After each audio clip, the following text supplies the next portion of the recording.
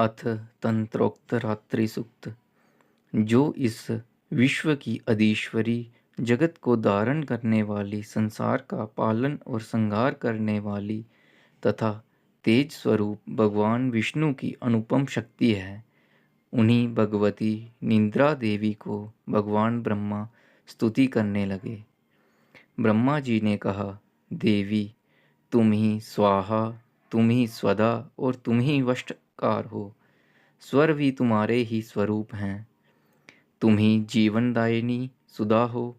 नित्य अक्षर प्रणव में अकार, उकार, मकार, इन तीन मात्राओं के रूप में तुम ही स्थित हो तथा इन तीन मात्राओं के अतिरिक्त जो बिंदु रूपा नित्य अर्ध मात्रा है, जिसका विशेष रूप से उच्चारण नहीं किया जा सकता, वह भी तुम ही हो। देवी, तुम ही संध्या, सावित्री तथा परम जननी हो। देवी, तुम ही इस विश्व ब्रह्मांड को धारण करती हो। तुमसे ही इस जगत की सृष्टि होती है, तुम ही से इसका पालन होता है और सदा तुम ही कल्प के अंत में सबको अपना ग्रास बना लेती हो।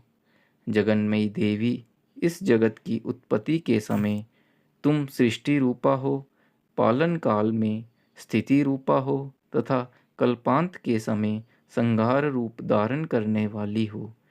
तुम ही महाविद्या, महामाया, महामेधा, महास्मृति, महामोह रूपा महादेवी और महासुरी हो। तुम ही तीन गुणों को उत्पन्न करने वाली सबकी प्रकृति हो।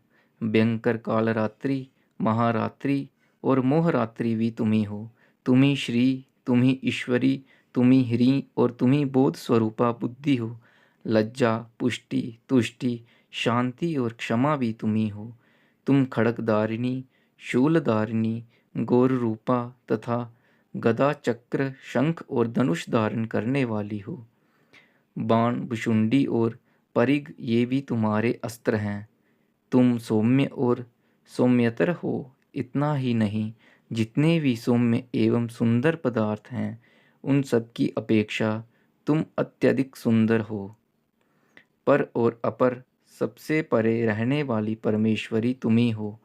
सर्वस्वरूपे देवी, कहीं भी सत्य असत्य रूप जो कुछ वस्तुएं हैं और उन सब की जो शक्ति है, वह तुम ही हो।